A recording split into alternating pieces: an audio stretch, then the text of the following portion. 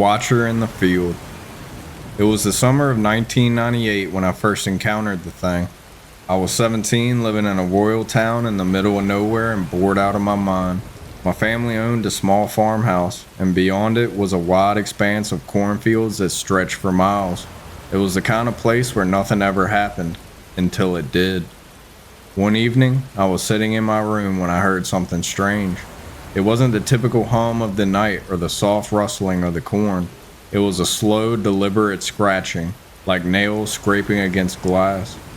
I looked out the window thinking it was just a branch, but there was no trees near my window. Nothing but field waving gently in the wind. I ignored it. I wanted to believe it was nothing, but every night around the same time, the scratching would start again. And each time it got louder. By the fourth night, I couldn't sleep. I told my parents, but they shrugged it off, saying it was probably some animal. One night, the sound was unbearable. I grabbed a flashlight and went outside, determined to find out what was making it. The air was thick and humid, and the kind of night that clings to your skin.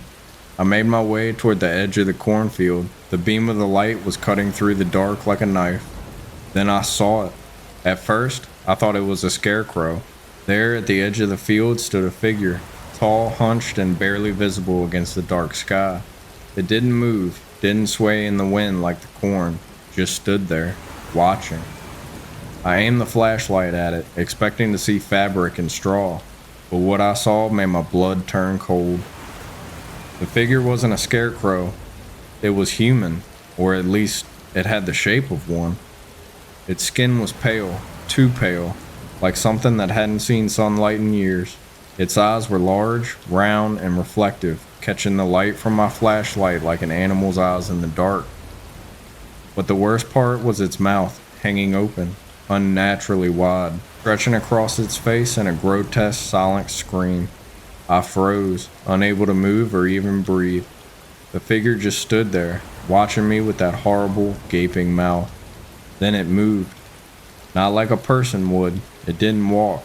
It seemed to glide, gliding silently through the field, the corn parting as it moved toward me. I turned and ran, faster than I ever thought possible. Behind me, I could hear the rustling of the corn, faster now, as if it were right on my heels. The sound grew louder and louder, that same horrible scratching noise, but this time it wasn't just against glass. It was right behind me. I burst through the door of the house, slamming it shut and locking it. My heart was pounding, my breath ragged. I ran to my parents, yelling about what I saw. They rushed to the window, but of course, there was nothing, just the still, empty field. But I knew what I saw.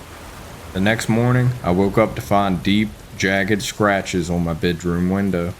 Long parallel lines etched into the glass as if something or someone had been trying to get in. I never saw the figure again after that night, but the feeling never left. Every time I passed the cornfield, I could feel it watching, waiting just beyond the edge of the tall stalks. I moved away the moment I could, never looking back. Years later, I heard a story from someone in the neighboring town. They said there had once been a farmer who lived near the edge of those same fields. He disappeared without a trace, leaving nothing behind but his empty farmhouse and a strange, scratched-up window. They say he was taken by something that still watches from the field, waiting for the next person to catch its attention. I never went back to find out if it was true, but if you ever find yourself near an empty cornfield at night and you hear scratching at your window, don't look outside. Whatever it is, you don't want to see it.